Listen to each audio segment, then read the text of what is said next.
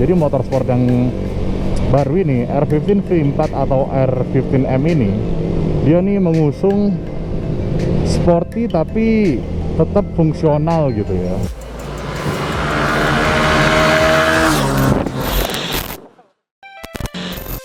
Oke guys, welcome back to my motovlog ya.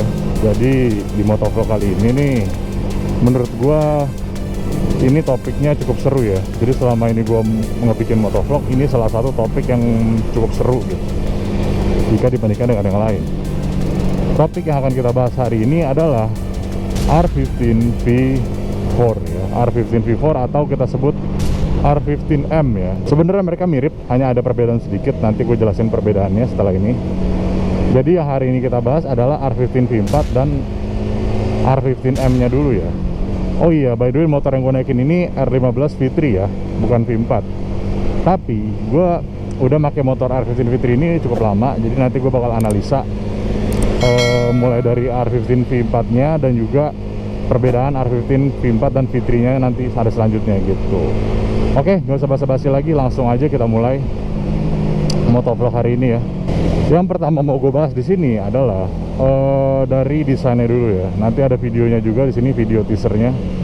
Ini keluar dari Yamaha official, tapi di India ya, bukan di Indonesia. Indonesia belum keluar. Tapi biasanya motor R15 V3 yang ini keluar juga di India keluar duluan guys, dan itu keluarnya persis gitu. Jadi kita bisa mereka dulu lah dari negara tetangga untuk melihat bentukan dari R15 V4 ini gitu. Oke, kita lihat desainnya ya. Nah, dari desainnya ini kita bisa lihat bahwa motor ini nih sudah mengusung desain seperti R1M ya. Jadi R seriesnya Yamaha nih sudah semakin dekat nih dia nih dengan R seriesnya Yamaha gitu. Kita bisa lihat dia punya lekukan, aerodinamikanya tuh sudah mengusung racing banget gitu ya. Jadi racingnya tuh udah, wah, sudah mantap lah pokoknya. Setelah itu kita bisa lihat lampu depannya yang cukup berbeda nih guys. Lampu depannya ini menurut gua ya, menurut opini pribadi gua sih, gua nggak terlalu suka desain yang seperti ini. Gua lebih suka yang R15 V3 ya. Tetapi ini dibuat katanya demi aerodinamika yang lebih baik gitu. Jadi kalau aerodinamikanya lebih baik, otomatis lebih kencang motornya. Dari segi desain itu. Lalu dari segi desain overall, motor ini terlihat lebih nggak segagah R15 V3 ya. Dia didesain lebih mirip R25 lah. Kalian kalau mau bandingin R25, R1, R6 tuh yang sekarang udah ada, itu kayak gitu bentuknya.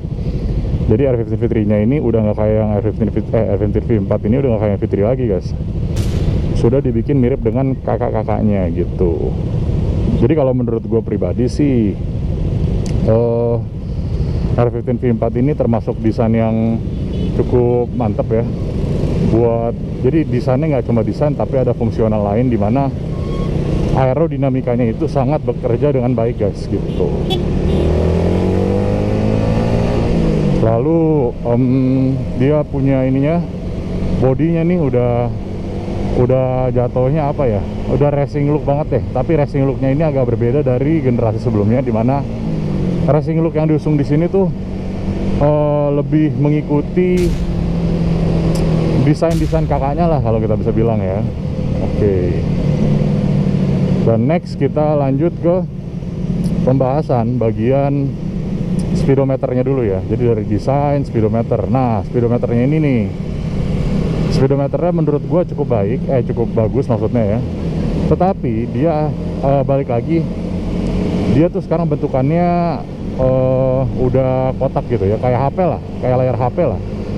Lebih besar daripada generasi sebelumnya gitu. Dia kalau bisa dibilang lebih mirip yang mana kalian mau bandingin? Lebih mirip R25 yang sekarang, New R25 ya gitu.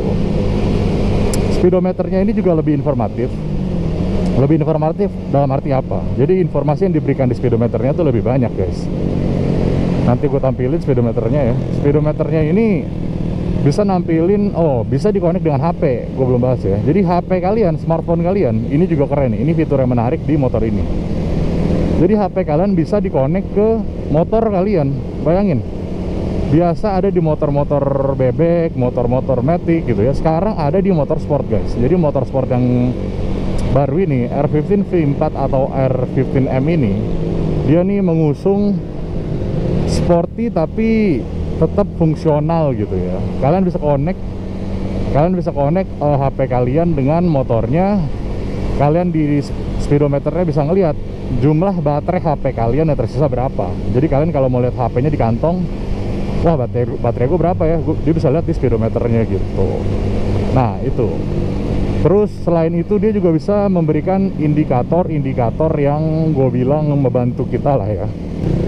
Oke, lanjut lagi ya. Jadi tadi kita sampai di speedometer ya. Iya, speedometer ini bisa nampilin selain baterai, ada juga semacam kita bisa lihat jumlah SMS, ada phone call yang seperti itu. Jadi intinya udah di link deh sama HP kalian gitu ya. Nah, berhubung kita lagi ngomongin HP, gue bakal bahas nih R15 V4 dan R15M ini memiliki aplikasi HP yang harus kalian install di smartphone kalian nih, yang zaman sekarang kan ya, Android ya, itu bisa install aplikasi Yamaha ini untuk connect ke motor ini. Dan setelah kalian connect, yang bisa kalian lihat ada di bagian yang memang, wih ada tilangan nih guys nih. Tunggu dulu nih, ayo kita mau kemana nih? Kalau mau tilang-tilang, ayo dong bang, ayo dong, jangan macam-macam dong bang. Aduh, nih bikin macet aja nih bapak-bapak nih. Oke, tadi gimana? Ada tilangan barusan. Jadi kita lanjut tadi sampai ngomongin speedometer ya. Speedometernya ini tadi bisa dikonek ke HP. Setelah kita konek ke HP, yang mereka lakukan itu kita bisa jadi ngelihat kapan motor ini harus diservis gitu. Kita konek ke HP, smartphone ya, kita bisa lihat kapan motor ini diservis, gimana kondisi mesinnya, kondisi butuh servisnya kapan, kilometer berapa gitu ya. Itu bisa kelihatan di HP semuanya. Menurut gue sih udah canggih ya, itu udah mantep banget. Salah satu fitur yang menurut gua deal breaker antara beli R15 V3 atau R15 V4 ini ya, gitu. Itu fitur tuh sangat amat menonjol lah kalau kata gua untuk motor 150 ya, gitu. Oke, cukup ngomongin aplikasi dan teknologinya itu yang baru. Kita ngomongin koplingnya nih ya. Kita ngomongin koplingnya, ini juga mantap nih guys nih. Jadi koplingnya ini di motor R15 V4 memiliki kalau di R15 V3 adanya slipper clutch, kalau di sana namanya quick shift ya. Quick shiftnya ini di R15 V3 juga ada, tapi nggak sebagus di R15 V4 ini. R15 V4 ini quick shiftnya ini, jadi kalian bisa ganti gigi nih, tuh di bawah situ ganti gigi, langsung dinaikin tanpa harus tekan kopling dulu ya, gitu. Itu ketika lagi jalan nih, kalian lupa tekan kopling ya kan, langsung naikin gigi atau turun gigi, motornya nggak bakal kenapa-napa, aman gitu. Jadi mantap, udah mantap juga yang itu ya. Itu menurut gua akan ngebantu dimana kita kebiasaan gonta-ganti motor gitu ya, gonta-ganti motor, kita biasa naik motor kopling lain ataupun naik motor matic lain. Nah itu akan berguna quick shifternya gitu. Oke, quick shifter udah kita bahas. Kita lanjut ke ini, juga unik. Motor sport R15 V4 ini unik sekali karena mereka memiliki yang namanya itu kalau kalian ini standarnya, dia akan bisa memiliki sistem otomatis ya, otomatis gitu. Jadi kalau kalian standarnya diturunin kayak motor matic aja guys, kalian pernah lihat motor Beat, motor Mio, motor NMAX gitu ya. Ketika standar motornya ini kalian turunin ya, mesinnya akan auto cut off engine. Jadi mesinnya akan otomatis guys gitu.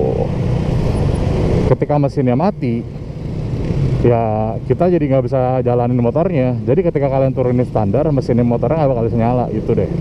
Sedangkan di motor-motor sporty lainnya itu masih bisa. Jadi nggak ada cut off engine di bagian standarnya gitu. Itu sih fitur yang baru. Lalu kita bahas lagi. Oh iya, gue belum ngomong dari tadi ya, perbedaan R15 V4 dengan R15M ini ya, R15M sama R15 V4 ini. Jadi perbedaan mereka ini hanya sedikit sebenarnya guys. Jadi perbedaan mereka ini hanya ada di warna ya, permainan warna. Jadi kalau kalian beli yang R15M ini, warna yang pilihan yang kalian dapatkan ini ada Yang pertama ada yang monster, yang hitam tuh. Nah, nanti gua kasih lihat gambarnya. Ada juga yang abu-abu, guys. Yang abu-abu ini hanya bisa kalian dapatkan di varian R15M dan tidak bisa di R15 V4. Jadi sebenarnya R15 V4 sama R15M ini bedanya apa sih? Yang pertama ada di warna, oke, warna livery, dan juga kedua yang kalian dapatkan perbedaannya ada di emblem-emblem. Jadi R15 V4 ini motornya biasa aja, maksudnya bukan biasa aja, maksudnya nggak ada emblem-emblem kayak emblem mobil yang di belakang nih, tuh emblem gitu. Nah, yang Toyota tuh, nah itu kayak kalau di R15 V4 nggak ada, R15M ada gitu. Nanti gua kasih lihat di sini. Jadi dia memiliki emblem R15M gitu doang bedanya sih. Jadi livery dan juga livery warna dan juga emblem gitu ya. Itu perbedaan yang pertama. Kedua, ya ada dua beda ya. Lalu ketiga, di bagian sini nih, di bagian shocknya, penutup shocknya itu perbedaan warna juga ada. Jadi kalau R15M warnanya ini beda nih sama yang R15 V4 gitu. Jadi yang kalian dapatkan perbedaan-perbedaan minor lah ya, bisa dibilang ya, ketika beli R15M dengan R15 V4 gitu. Tapi worth it atau enggaknya balik ke kalian lagi. Untuk perbedaannya, mereka memiliki selisih harga sekitar 2 jutaan. R15 V4 ada di harga 32.700.000 kalau gue nggak salah ingat ya. Itu yang termurah. 32 itu murah loh untuk motor sport dengan fitur seperti itu ya. Karena R15 ini aja gue beli, yang punya gue R15 V3 ini 36 jutaan ya gitu. Tapi ini masih estimasi harga di India ya. Jadi ini belum harga Indonesia. Harga Indonesia bisa saja berubah dan disesuaikan lagi sama Yamaha Indonesia gitu. Ini kita estimasi berdasarkan harga Yamaha India ya. India kan udah keluar tuh harganya gitu. Jadi kalau tadi R15 V4 ada di harga berapa? 32.700. Kalau R15M ada di angka sekitar 34 juta ya kalau nggak salah, 34.700 kalau gue nggak salah ingat gitu. Nanti gue kasih harganya di sini biar lebih pasti ya, seperti itu. Oke, menurut gue perbedaan yang signifikan dari R15 V4 dan juga R1M sih itu aja ya. R15M salah mulu gue ya kan. Jadi tunggu, ini gelap. Oke, tadi gelap, sorry, gue lanjut sekarang. Jadi itulah perbedaan-perbedaan dari R15 V4 dan juga R15M ya. Menurut gue sih worth it atau enggaknya tergantung kalian ya, tergantung kebutuhan masing-masing. Lalu ketika kalian ingin beli, make sure kalian comparing dulu dengan motor lainnya. Ada banyak di pasaran. Even R15 V3 aja bisa kalian konsiderasi untuk pembelian motor yang kalian mau ini di 150 cc. Karena menurut gua lama tidak berarti jelek gitu loh. Sama seperti halnya baru tidak berarti bagus. Jadi sekalian harus pilih-pilih sendiri yang mana yang kira-kira nyangkut di hati kalian gitu. Oke. Ya sekiranya itu dulu dari gua infonya hari ini. Lalu ketika kalian sudah menonton video ini sampai habis, kalau kalian suka videonya boleh tolong di like ya, boleh di dislike juga kalau nggak suka, dan kasih tahu gue kenapa, apa yang kalian kurang suka dari video gue. Nanti akan gue benerin, gue selalu mencoba improve video gue ke depannya. Oke, singkat kata itu dulu dari gue.